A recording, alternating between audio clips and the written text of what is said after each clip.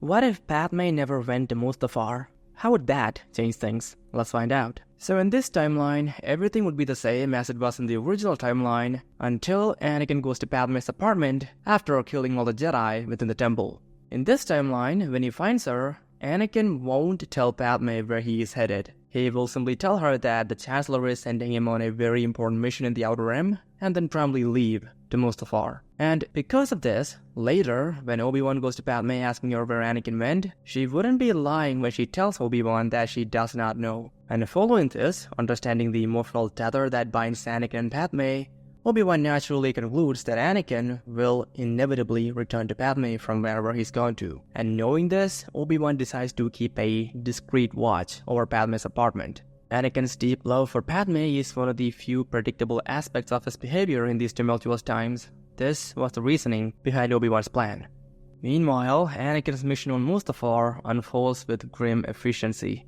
After arriving on the volcanic planet, he enters the Separatist stronghold, where the leaders of the rebellion against the Republic had gathered, falsely believing that they were under the protection of Darth Sidious. Anakin's task is clear and dark: eliminate the Separatist leaders and end the Clone Wars. As Anakin confronts the Separatists, his actions are swift and merciless. With each strike of his lightsaber, the dark side within him surges stronger, his hatred for the Separatists fueling his power. They had been pawns in Sidious's grand scheme, but to Anakin, they represented the war and chaos that had tormented the galaxy and the Jedi Order he once vowed to serve. And now, as they all fall to his blade, Anakin's eyes glow a sinister yellow, a physical manifestation of his deep immersion in the dark side. And after the deed was done, Anakin contacted Palpatine from Mustafar, and Palpatine, with a voice dripping with dark satisfaction, praises Anakin for his decisive action and instructs him to deactivate the droid army of the Separatists, effectively bringing the Clone Wars to an end. As Anakin carries out these commands, his thoughts are turbulent. While he believes, or is pretending to believe, that he is taking steps towards the peace and security of the galaxy, and for Padme, he is also aware of the heavy cost of his actions. Anakin then took a moment to look at the turbulent dark sky of Mustafar, a reflection of the turmoil within him. The dreams of a small boy from Tatooine who once dreamed of being a Jedi and bringing peace to the galaxy feel utterly extinguished. It was a moment of profound isolation and realization for Anakin. He has sacrificed everything he once held dear for the prospect of being able to save Padme. And then, after a few short moments of quiet reflection, Anakin and R2-D2 would leave Mustafar aboard his starfighter, bound for Coruscant.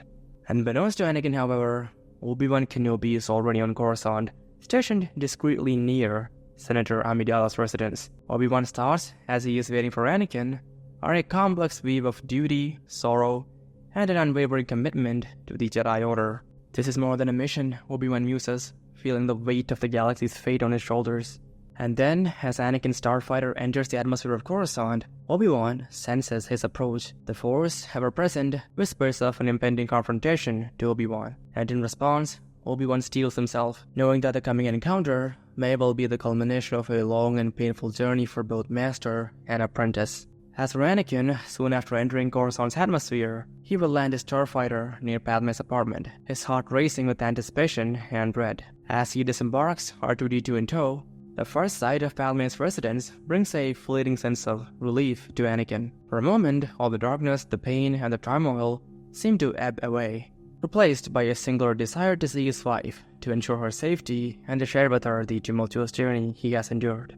And with all that in mind, Anakin steps into Padme's residence. He then rehearses in his mind what he will say to her, but then, as he enters the apartment, Anakin's senses sharpen. The Force alerts him to another's presence, someone powerful, someone familiar. His heart sinks as he realizes that the confrontation he had hoped to avoid is imminent. Obi-Wan, he murmurs under his breath, a mix of resignation and defiance taking hold. At this point, Padme rushes out to meet Anakin, but Anakin's focus, however, is split. While his heart leaps at the sight of his wife, his mind is on high alert, scanning for signs of Obi-Wan's impending attack. And Padme, seeing the turmoil etched on Anakin's face, speaks with urgency, telling him how worried she has been. Anakin's response to this is terse, his attention divided. "Was Obi-Wan here?" he asks, his voice laced with a tension that Padme can't ignore. When she confirms that Obi-Wan had come looking for him, Anakin's protective instincts surge to the forefront. He instructs Padme to hide, his voice broking no argument. "We're in danger," he says, his eyes conveying the gravity of the situation. Padme tries to argue, to insist that they can face whatever threat it is together, but Anakin is adamant. He guides her into a secure room, telling her to lock the door and call security. "Please, Padme," he implores, concealing the plea with a look of deep affection and concern. And Padme, in the end, listens. She gets into a room, locks the door, and contacts security. And on the outside, with his lightsaber ignited, Anakin steps towards the front of Padme's apartment. His movements are deliberate, each step heavy with the burden of impending confrontation. Then, as the tensions reach its peak, Obi-Wan slowly comes into view, his own lightsaber ignited, casting a blue glow. The confrontation between Anakin and Obi-Wan unfolds with a tension that crackles through the air, charged with the weight of years of friendship and the shattering of trust.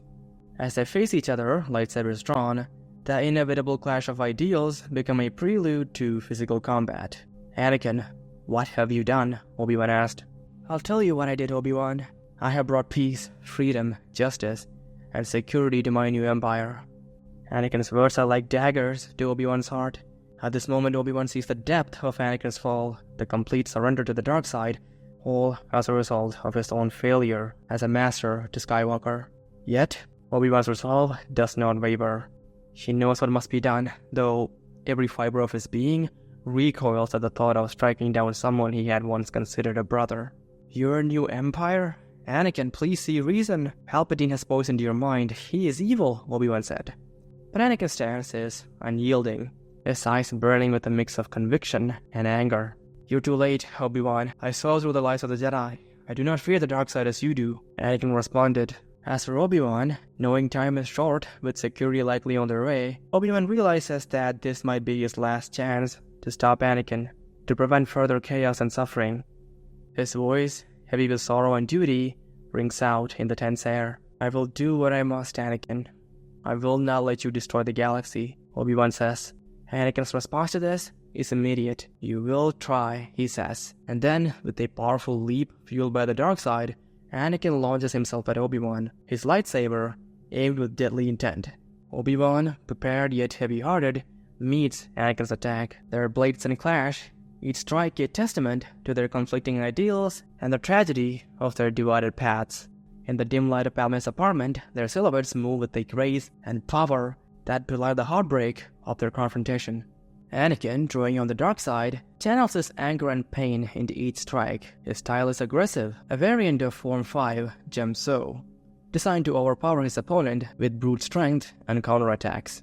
Anakin's attacks are relentless. However, he finds Obi-Wan's defenses almost impenetrable. Obi-Wan's mastery of Soresu, which is the Form 3 of lightsaber combat, allowing him to expertly deflect and dodge Anakin's aggressive blows. This form, focused on defense and conservation of energy, serves Obi-Wan well, enabling him to withstand the storm of Anakin's assault while looking for an opening. As the fight progresses, the room is filled with the hum and clash of lightsabers. Obi-Wan's focus is on finding a way to subdue Anakin. Anakin, on the other hand, is fueled by a mixture of overconfidence and a deep desire to showcase his newfound power. He believes that by defeating Obi-Wan, he can finally prove his superiority and the righteousness of his path to both his former master and to himself.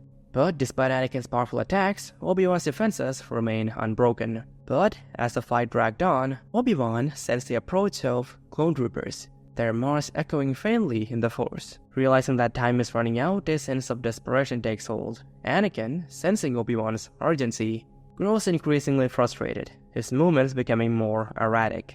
And then, in a pivotal moment, Anakin's overconfidence and desire to demonstrate his power lead him to attempt a daring but reckless move. He leaps high, aiming to strike Obi-Wan from above with a blow that he believes would be unblockable. But Obi-Wan, anticipating this moment of vulnerability, sidesteps and uses the opportunity to strike. With a swift movement, he cuts Anakin's lightsaber in half, followed by a precise yet heartbreakingly necessary action that severs both of Anakin's arms. As Anakin stumbles back, shock and pain overtaking him, Obi-Wan prepares for the final, most difficult strike. But before he can deliver it, the clones arrive. Their blasters are drawn, and without hesitation, they open fire. Obi-Wan, caught off guard and overwhelmed, is eventually hit by a barrage of blaster bolts. As he falls, his thoughts are with Anakin and the galaxy. "Forgive me, Anakin. I failed you. I failed the Jedi. I hope you find redemption," are his final thoughts, a silent plea to the Force for Anakin's salvation and for peace. And as for Anakin, despite his grievous injuries, witnesses Obi-Wan's fall with horror as the dark side's grip on him loosens. The sight of his former master, mentor, and friend being gunned down by the clones, troopers that once he had fought alongside, leaves Anakin with a profound sense of emptiness.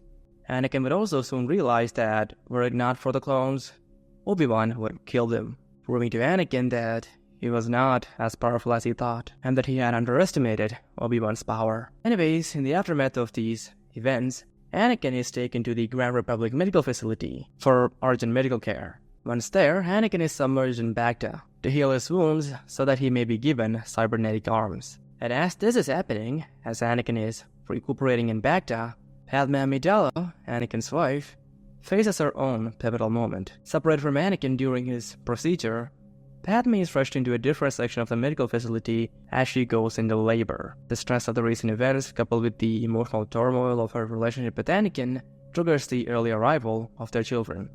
In a quiet, sterilized room, far removed from the battlefield and the political machinations that tore the galaxy apart, Luke and Leia are born. Their arrival is a beacon of hope in an increasingly dark galaxy, a secret joy that Padme clings to amidst all the chaos.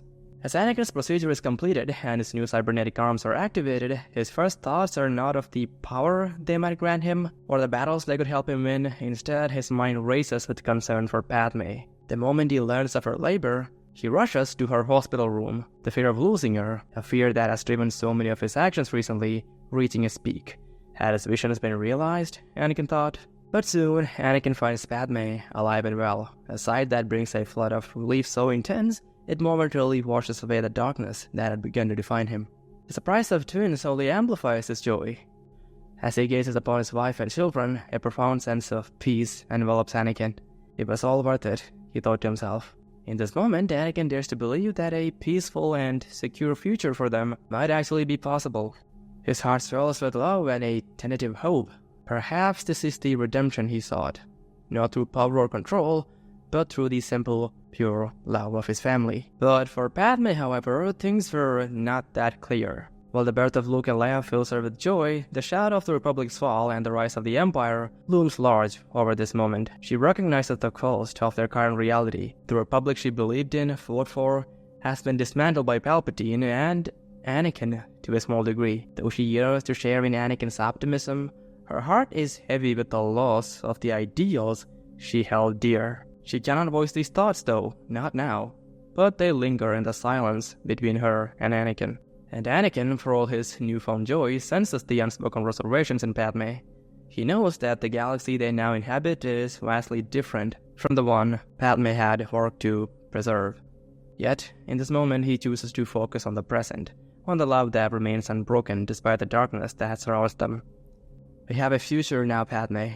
All of us," Anakin says, his voice laced with a determination that Padme has heard before, a determination that had once inspired hope, but one that now carries the weight of unspoken fears. Elsewhere, with the Republic's transformation into the Empire nearly complete, Master Yoda found himself grappling with the enormity of the Jedi Order's defeat. After his confrontation with Emperor Palpatine, a battle that pushed him to his limits and ended in a narrow escape, Yoda is forced to reckon with the harsh reality of their situation. So Yoda's confrontation with Palpatine goes similar to how it did in the original timeline. Yoda couldn't defeat Palpatine, and he ends up escaping to Paul's Masa. So anyways, Yoda's retreat to Paul's Masa with Bail Organa is not just a physical withdrawal, but a moment of profound introspection and recalibration of his purpose. And then later, as he is on Paul's Masa, the news of Obi-Wan Kenobi's death struck Yoda with the force of a physical blow. Obi-Wan, one of the brightest lights of the Jedi Order, had been more than a formidable warrior and a wise master. He was the embodiment of the Jedi's ideals. To learn of his demise at the hands of Anakin Skywalker, now Darth Vader, is a painful testament to how far the Order has fallen and how deeply the dark side has infiltrated Anakin's mind. In the quiet solitude of Paul's Masa, Yoda is enveloped by a profound sadness, not just for the loss of Obi-Wan, but for the countless Jedi who have perished in this purge. Yoda, being the Grand Master of the Jedi Order, knew that he shouldn't feel sad for those who die and become part of the Force. But the feelings of sorrow find him in this moment nonetheless. The galaxy he had sworn to protect was now under the shadow of a regime that represented everything the Jedi have opposed. But within this well of grief, a spark of determination ignites. The dark side must be confronted, Yoda decides.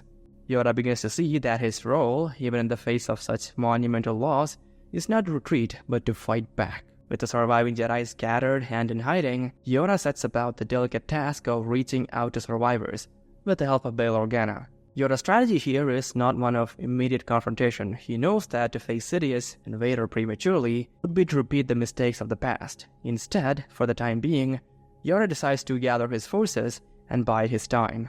And so, over the span of 14 long years following the events of what would have been the culmination of the Clone Wars, the galaxy underwent profound transformations, with the individuals at the heart of the conflict experiencing personal journeys of loss, discovery, and realization. This period had witnessed the disintegration of relationships forged in love and battle, the solidification of the Empire's grasp over the galaxy, and the silent, growing resistance against it.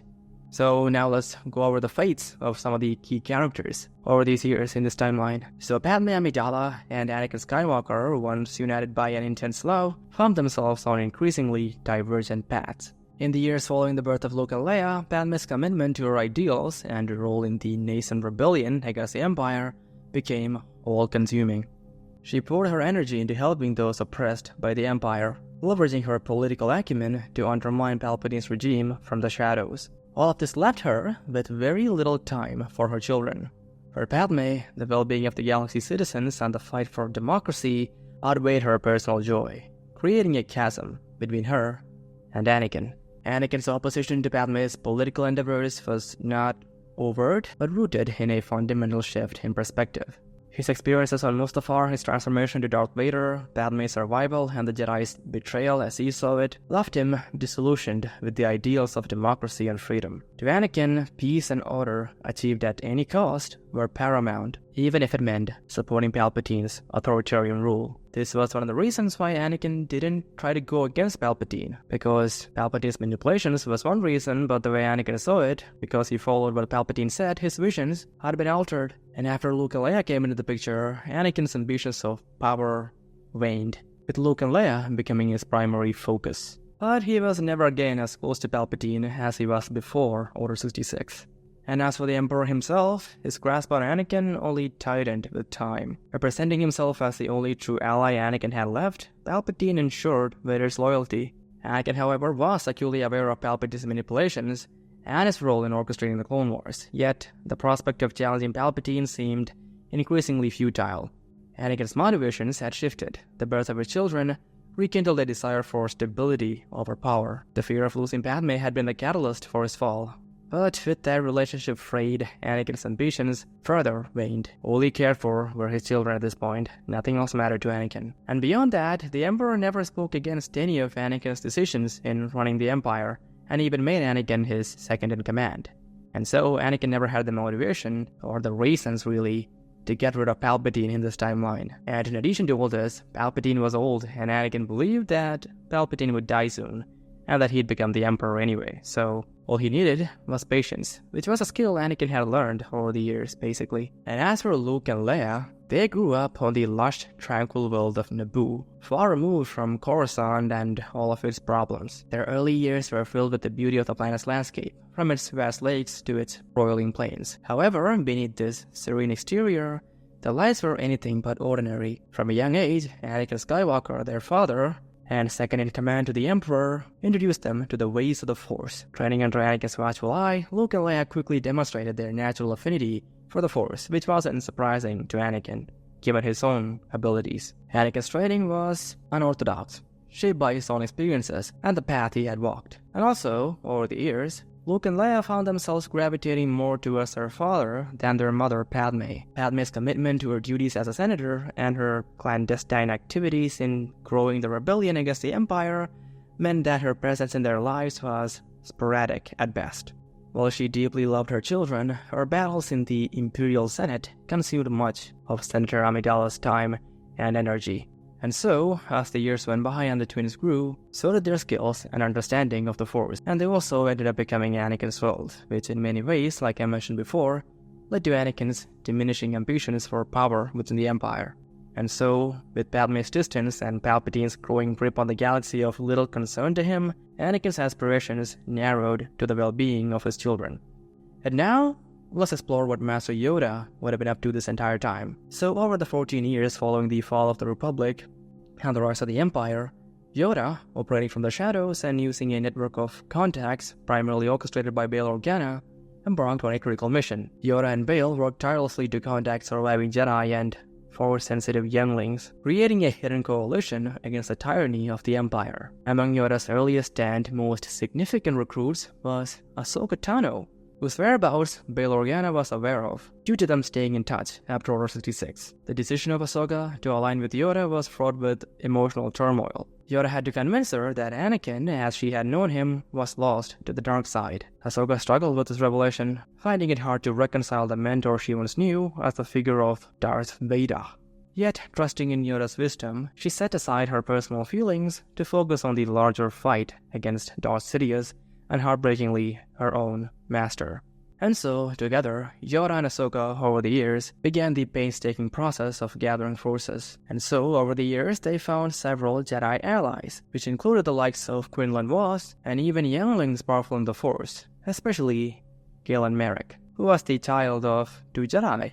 Each surviving Jedi they contacted brought with them stories of loss, survival, and a burning desire for justice, not revenge or retribution, but justice. And so they joined forces with Yoda and Bail, and also the growing rebellion against the Empire. And as for Yoda himself, his mental state throughout these years was one of profound reflection and enduring sorrow. The loss of the Jedi Order, the betrayal of Anakin, and the rise of the Empire weighed heavily on him, and he believed that it was his failure that led to all of this happening. Yet, in the midst of all this darkness, he had found a renewed sense of purpose. The growing number of Jedi and Force-sensitive individuals willing to stand against the Empire served as a beacon of hope, not just for Yoda, but for the galaxy. But Yoda knew that patience and careful planning would be crucial. Rushing into battle without full preparation would only lead to more losses. Therefore, Yoda emphasized the importance of discretion, training, and unity among their clandestine group. So, after 14 long years of gathering allies on various systems, intelligence, and resources, Yoda sensed that the opportunity to strike would be soon upon them. And Yoda was proven right, because at this point in this timeline, an opportunity did arise. And this happened when the rebel forces and Yoda received information from Bail Organa that Emperor Palpatine, accompanied by Anakin, or Darth Vader, was planning to visit Ryloth to personally quell unrest stirred by Cham Syndulla and his freedom fighters called the Free Ryloth movement, and this represented a rare vulnerability in Palpatine's otherwise tightly secured regime, a chance for Yoda and his allies to strike a decisive blow against the Empire. Bail Organa, alongside leaders of the growing rebellion, saw this as a golden opportunity to end the tyranny of Palpatine once and for all. So, side note, in the original timeline, a few years after Order 66, the situation on Ryloth does require Palpatine and Vader to go there, where the rebels manage to bring down their ship and attack them, but in the end, Palpatine and Vader both survive. But in this new timeline, due to Anakin having a much bigger say in what happens and what doesn't happen, the Empire wasn't as violent as it was in the original timeline. One of the key differences was the Empire not relying on slave labor in this new timeline. So because of that, Cham Syndulla's Free Ryloth movement takes much longer to get to a point where they want to do something against the Empire, or the Emperor specifically. And the reason such a strong anti-imperial sentiment developed on Ryloth, even in this timeline, is because even though the Empire does not rely on slave labor here, it does, however, heavily rely on Ryloth for spice mining. And this obviously damaged the planet, and eventually this led to a rebellion forming against the Empire there. A rebellion that Bail Organa and Yoda were in contact with. And so, coming back to the story, because of all this, the Free Ryloth movement, the rebels, and Master Yoda decide to take this opportunity to bring down the Emperor, and they are prepared to risk everything for this chance. Their plan is to destroy the Emperor's ship as it approaches Ryloth, which is what they did in the original timeline as well. A simple but effective plan. However, Yoda, with his deep understanding of the Force and the dark side's resilience, knows that defeating Palpatine and Vader would not be as straightforward as destroying their ship. He cautions the rebels about underestimating the Sith Lord's powers, emphasizing that the Force provides pathways for survival that might elude ordinary perception. And because of this belief, Yoda and his Jedi choose to remain on the surface of Ryloth to confront the Sith Lords if they are not dealt with in space, and manage to crash into the surface of Ryloth. Anyways, with all this in place, the attack unfolds with precision and ferocity. The rebel forces and their allies launched their assault as the Emperor's starship made its approach to Ryloth, and they did so utilizing a combination of strategic mine placement in space and a swarm of vulture droids. And utilizing this, the rebels managed to critically damage the Emperor's flagship, Star Destroyer, leading to its eventual crash into the surface of Ryloth. And as chaos ensues, Anakin Skywalker, or Darth Vader, Emperor Palpatine, and his personal Red Guards narrowly escape the crashing Star Destroyer in an escape pod, making an emergency landing on the rugged terrain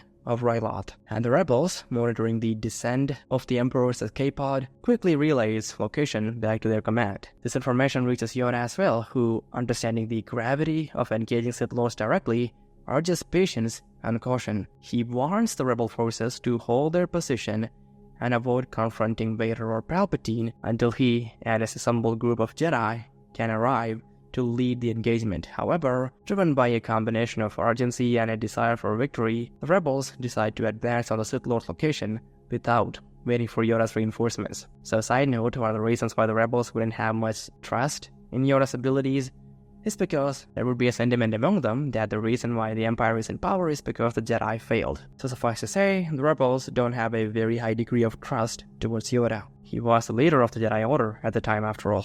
And so the rebels decide to confront Palpatine and Anakin on their own. And the confrontation ended swiftly. The rebels, despite their bravery and determination, are no match for the dark side's power. Anakin, wielding his lightsaber with deadly precision, along with the Royal Guard's expert combat skills, quickly dispatches the advancing rebel fighters. Palpatine didn't even have to do anything. And then, as the dust from this fight settled, Yoda and his forces, including Ahsoka Tano, arrive at the scene.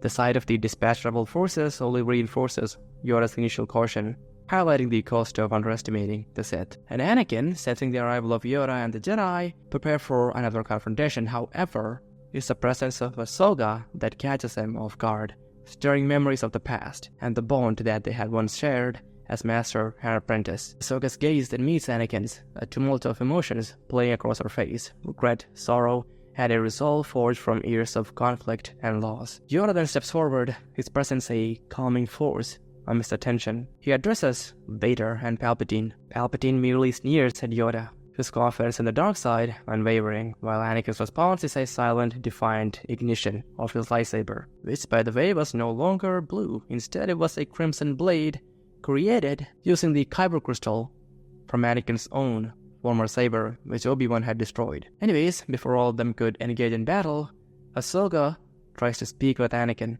Their words are heavy with the weight of history and unspoken regrets. But despite Ahsoka's pleas, Anakin's resolve remained unshaken, his allegiance to Palpatine and the dark side unwavering. This did not surprise Ahsoka. She had known that for 14 years now, Anakin had been influenced by the dark side, but she still harbored hope that maybe, somehow, Anakin would see reason and let go of the dark side. But that didn't happen. Not yet, at least. Anyways, following this, the air around them crackled as the confrontation escalated into a battle with Yoda and the Jedi, including the formidable Galen Merrick, facing off against Sidious, while Ahsoka and a few other Jedi divert Anakin's attention. Getting Anakin away from Palpatine was part of their plan. The battle is fierce, a whirlwind of lightsabers and force powers clashing. The Royal Guards and some Jedi fall quickly, with the battlefield quickly narrowing to Yoda, Galen Merrick, Ahsoka, and a handful of Jedi against the dark might of Sidious and Anakin. Ahsoka's group engages Anakin, trying to separate him from Sidious, allowing Yoda and Galen Merrick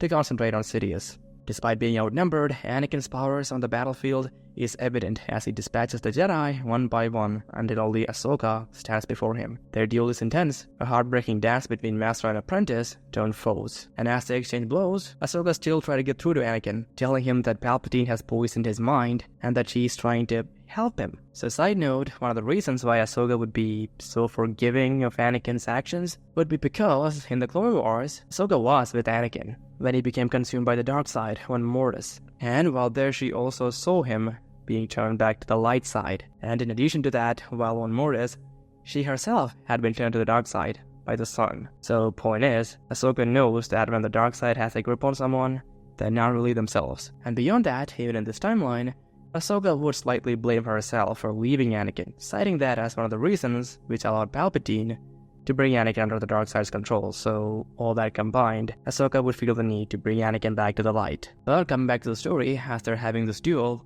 none of Ahsoka's words would seem like they were reaching Anakin's ears, with Anakin continuing his relentless assault despite everything that Ahsoka was saying. And then, taking advantage of a moment of vulnerability from Ahsoka, Anakin disarms her, severing one of her arms and cutting one of her sabers in half. And yet, as he stands over her, just as Obi-Wan stood over him 14 years ago, his lightsaber poised for the final strike, a hesitation grips Anakin. He can't bring himself to do it. Anakin tries to wrestle with this thought, but right then, his attention is ripped away by a surge of disturbance in the Force, a shriek in the dark side. That's what Anakin felt, and as soon as he sensed this, Anakin figured that something had happened to Sidious. Anakin then quickly runs away from Ahsoka, rushing back to where he had left Sidious. So what happened was that while Anakin was distracted by Ahsoka and his thoughts on their history, Palpatine was outmaneuvered by Yoda and Galen's strategic cunning. In their final confrontation, Yoda and Galen managed to evade Palpatine's deadly lightning, dismembering and ultimately killing the Emperor in a moment of unexpected vulnerability. So basically the reason for this would be that 14 years into the formation of the Empire, the Emperor had believed that he was invincible. And suffice to say, he hadn't really kept his fighting skills polished. Overconfidence was always his weakness. Anyways, after killing the Emperor, Yoda would sense that Vader is approaching, and realizing the dwindling chances of their survival against fighting Vader as well, as it was just the two of them left now,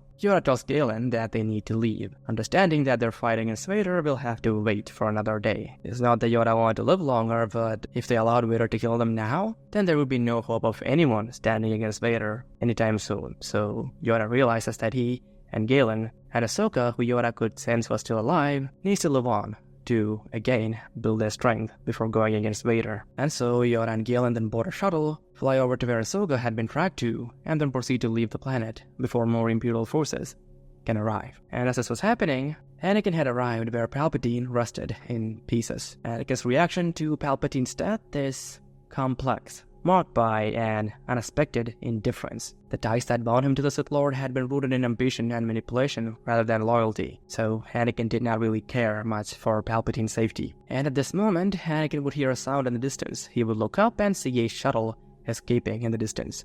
And Anakin would sense that Ahsoka was among those fleeing in the shuttle. The encounter with his former apprentice, who he had believed to be dead, would leave a mark on Anakin, stirring within him many emotions and a reevaluation of his goals. Anyways, later, upon returning to Coruscant, Anakin would be declared Emperor.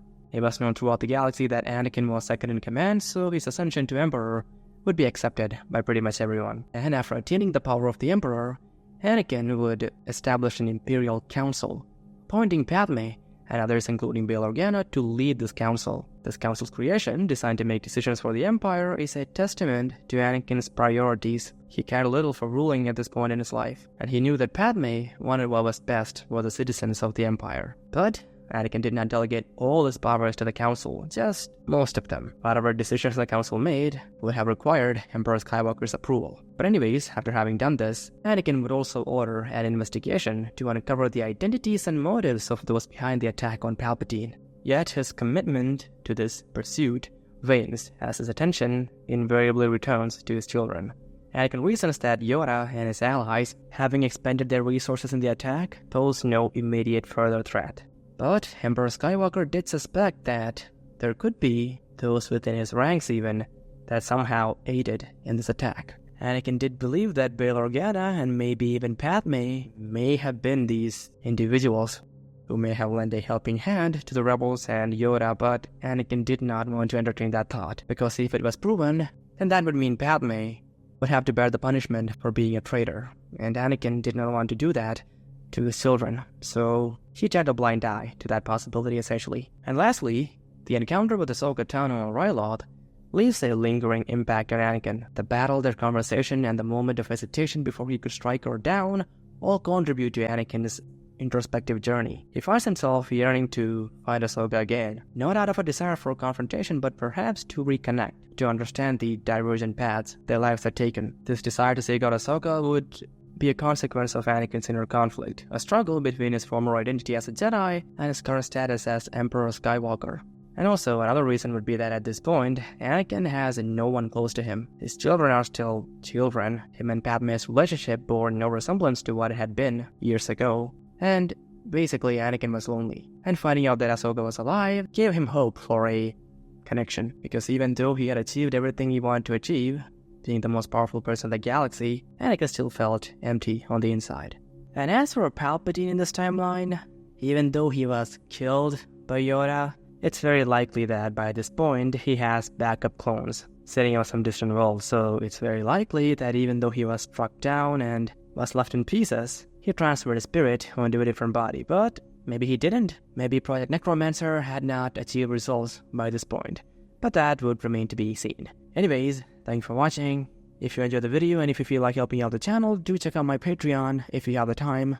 Link is in the description, where for $1 or more a month you can get early access to videos and some exclusive content that I will be posting there. Anyways, goodbye.